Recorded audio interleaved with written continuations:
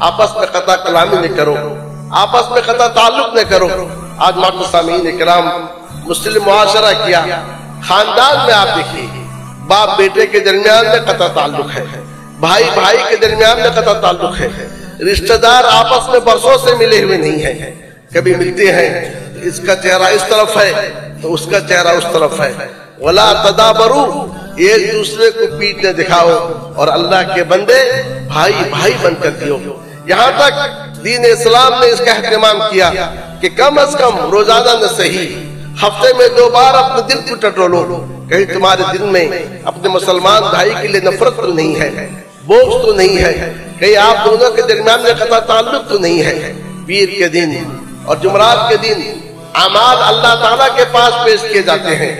हर शख्स को माफ किया जाता है जिसने अल्लाह के साथ किसी चीज को शिर्क न किया हो, शरीक न ठहराया हो, सिवाय उन दोनों के जिनके आपस में झगड़े हैं, जिनके आपस में अदावत है। कहा जाता है इनके नामे अमाल को पीछे कर दो, इनके नामे अमाल को पीछे कर दो, यहाँ तक कि वो दोनों सुलह कर लेंगे। क्यों?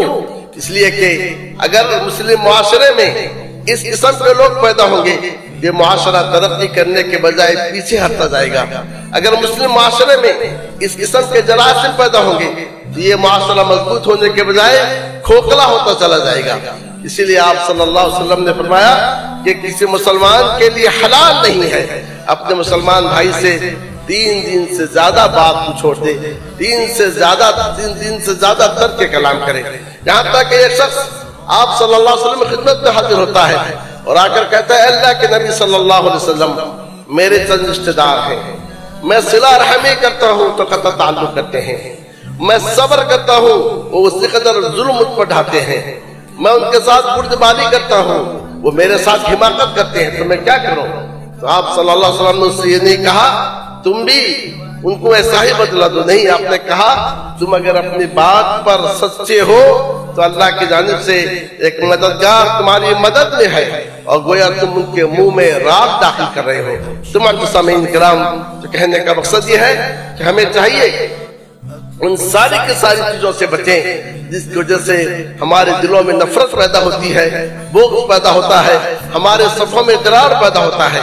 सूरह हुजरात में अल्लाह अज़्ज़ व जल ने इन सारी चीजों को जिक्र किया है कि आपस में झगड़ो मत, अगर कभी झगड़ लिए तो सुलह करो, एक दूसरे का मजाक न उड़ाओ, एक दूसरे को बुरे अलकाब से न पुकारो, एक दूसरे के जासूसी और टोहमे न लगो, एक दूसरे की ग़ीबत न करो। तुम्हारे सामीन इकराम, एक तरफ हम पुकारते हैं अल्लाह की मदद क्यों नहीं आती है, अल्लाह की नुसरत क्यों नहीं आती है, दूसरी जानिब हम अपने गिरेबानों में झांक कर देखें क्या ये सारी की सारी चीजें हमारे मुआशरे में नहीं पाई जाती है? क्या हम एक दूसरे से के सट्टा मजाक नहीं करते हैं? क्या हम एक दूसरे को हकीर नहीं समझते हैं? क्या हम एक दूसरे को बुरे अलकाब से नहीं पुकारते हैं? क्या हम एक दूसरे के टोह में नहीं लगे होते हैं? क्या हम एक दूसरे के खिलाफ हुक्काम वक्त के पास शिकायत नहीं करते हैं?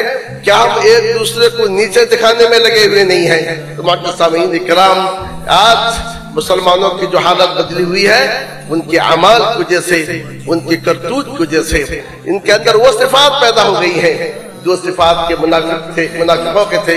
इन तमससकुम हसनतुन तसुहुम व इन तुसिबकुम सय्यअतुन यफरहु बिहा, अगर तुम्हें कोई अच्छाई लायक होती है तो उन्हें बुरा लगता है, और अगर तुम्हें कोई बुराई लायक होती है, कोई तकलीफ लायक होती है, उससे वो खुश होते हैं। दीन के नाम पर सौदा किया जा रहा है, किताब और सुन्नत के नाम पर सौदा किया जा रहा है, किताब और सुन्नत के नाम पर हमारे मुआशरे में दरार पैदा किया जा रहा है, किताब और सुन्नत के नाम में मुस्लिम मुआशरे को मुख्तलिफ हिस्सों में तकसीम किया जा रहा है। अगर सही माने में हम किताब और सुन्नत के दाई होते, अल्लाह के लिए मोहब्बत करने वाले होते, अल्लाह के लिए बोझ करने वाले होते, तो अपने मुसलमान भाई की तकलीफ हमसे देखा नहीं जाता और हम अपने मुसलमान भाई के से वैसे ही मोहब्बत करते जैसा कि मोहब्बत करने का हमें हुक्म दिया गया है।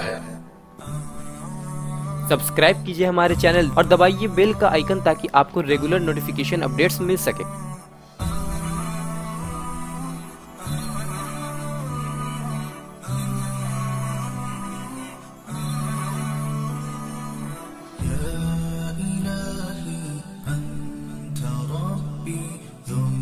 جلالي